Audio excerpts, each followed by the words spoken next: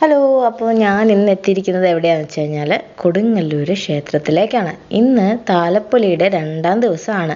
അപ്പോൾ ചേട്ടൻ്റെ ഒഴിവും എൻ്റെ ഒഴിവും കുട്ടികൾക്ക് ഒഴിവും എല്ലാം കഴിഞ്ഞ് ഞങ്ങൾ എത്തിയപ്പോൾ 2ാം ദിനമായി.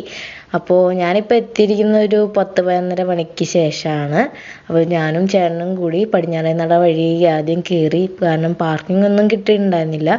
അപ്പോൾ പാർക്കിങ്ങിന് നല്ലൊരു സ്ഥലം കണ്ടുപിടിച്ച് ഞങ്ങൾ ഇതാ പടിഞ്ഞാറേ നട ഇറങ്ങി അമ്പലത്തിൻ്റെ വഴിയെ കയറി. പിന്നെ നേരെ നടയിലേക്ക് പോവാണ്. അകത്തേക്കൊന്നും കയറി തോന്നുന്നില്ല കേട്ടോ, കാരണം നല്ല തിരക്കാണ്, ഒരുപാട് പൂജകളുണ്ടാവും.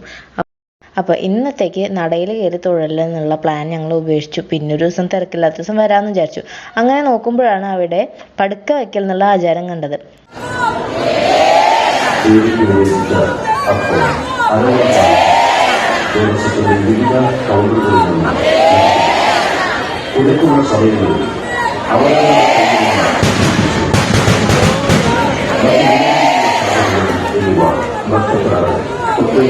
അങ്ങനെ ആ ആചാരം കുറച്ചു നേരം കണ്ടതിന് ശേഷം ഞങ്ങൾ അടുത്ത സ്ഥലത്തേക്ക് എത്തി. ഈ നടയിലേക്ക് എത്തി. അപ്പോൾ ഇവിടെ ശിവഭഗവാനെയാണ് നമുക്ക് കാണാൻ പറ്റുക. അതിന് തൊട്ടപ്പുറം തവിട്ടുമുത്തി എന്നുള്ളൊരു പ്രതിഷ്ഠയും കൂടി ഉണ്ട്. തവിട്ടുമുത്തിയുടെ തവിട്ടിൻ്റെ പ്രത്യേകത, ഈ തവിട്ട് പ്രസാദം കഴിച്ചു കഴിഞ്ഞാൽ വയറിനുള്ള അസുഖങ്ങളൊന്നും ഉണ്ടാവില്ല എന്നൊരു വിശ്വാസം എല്ലാവർക്കും ഉണ്ട്. അപ്പോൾ ഇഷാനിയെ കൊണ്ട് അങ്ങനെ ഒത്തിരി വഴിപാട് കഴിപ്പിച്ചു. ആളെ കൊണ്ട് കുറച്ച് തവിടൊക്കെ കഴിപ്പിച്ചു. കുറച്ച് ചേട്ടനും ഞാനും എല്ലാവരും കഴിച്ചു. ഇവിടെ എപ്പോൾ വന്നാലും നമ്മൾ തവിട്ടുമുത്തിയെ തൊഴാതെ പോവില്ല, എല്ലാവരും തൊഴാറുണ്ട്. പൂരം തുടങ്ങാൻ പോണേ ഉള്ളൂ. അപ്പോൾ അതിനുള്ള തയ്യാറെടുപ്പുകളൊക്കെ തുടങ്ങി. പക്ഷേ ഞങ്ങൾ ഇപ്പോൾ ഇവിടെ തന്നെ നിൽക്കുന്നില്ല, കുറച്ച് കഴിഞ്ഞ് വരാമെന്നുള്ള പ്ലാനിങ്ങിലായിരുന്നു. അപ്പോൾ അതിനു വേണ്ടിയൊക്കെ ആൾ സെറ്റാക്കണം കണ്ടു.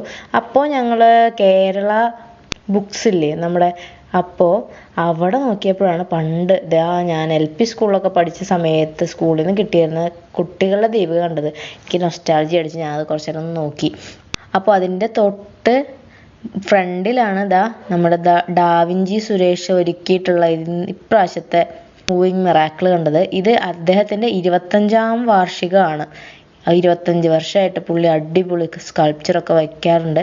അത് കഴിഞ്ഞ് പുറത്തേക്ക് ഇറങ്ങി. ഇനി കമ്മൽ, ഇത് നല്ല സെലക്ഷനുള്ള കമ്മലുകളാണ് കേട്ടോ. ഇതൊക്കെ അങ്ങനെ ആൾക്കാർ കൊണ്ട് നടന്ന് വിൽക്കുന്ന ഒരു സ്റ്റോളാണ്. അത് കാരണം കൊണ്ട് തന്നെ നല്ല സെലക്ഷൻ ഉണ്ടായിരുന്നു. അത് കഴിഞ്ഞ് ഞാൻ ഓരോ കടകളിലും കയറി, ഒറ്റ കടകൾ വിട്ടില്ല. അതാണല്ലോ ശീലം. എന്തോ അതിങ്ങനെ നോക്കാണ്ട് പോയി കഴിഞ്ഞാൽ ഒരു വിഷമം, വാങ്ങിച്ചില്ലെങ്കിലും നോക്കാണ്ട് വിടാൻ പറ്റില്ലല്ലോ. അങ്ങനെ കുറച്ച് നേരത്തെ കാത്തിരിച്ച ശേഷം പൂരം തുടങ്ങി. നല്ല തിരക്ക് വന്നു. എത്ര പെട്ടെന്ന് തിരക്ക് വരണേ അല്ലേ.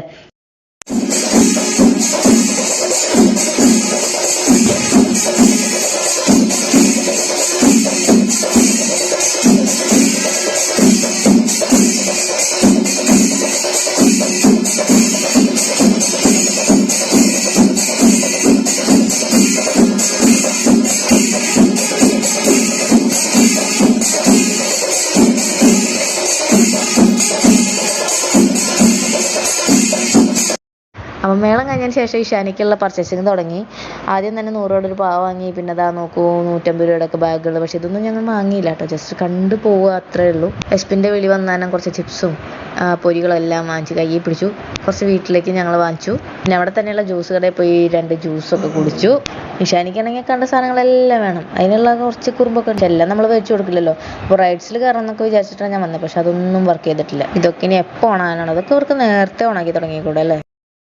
അതിൽ കയറാമെന്നുള്ള ആഗ്രഹമൊക്കെ മാറ്റി വെച്ച് ഞങ്ങൾ കരിമ്പ് വാങ്ങി, കുറച്ച് പൊരി വാങ്ങി, മിക്സ്ചർ വാങ്ങി. അങ്ങനെ താലപ്പൊലി പലഹാരങ്ങളെല്ലാം ആയിട്ട് ഞങ്ങൾ അടുത്ത കടയിൽ കയറി. അടുത്ത കടയിൽ എന്ന് വെച്ച് കഴിഞ്ഞാൽ കുട്ടികൾക്കുള്ള കുറച്ച് ക്ലിപ്സ്, മാലകൾ അങ്ങനെ. പക്ഷെ നല്ല വില കേട്ടോ, ഒക്കെ ഭയങ്കര വില. അപ്പോൾ കുഞ്ഞു കുറച്ച് സാധനങ്ങൾ സന്തോഷത്തിന് വേണ്ടി വാങ്ങിച്ചതിന് ശേഷം ഞങ്ങൾ അവിടെ തിരിച്ചു പോന്നു.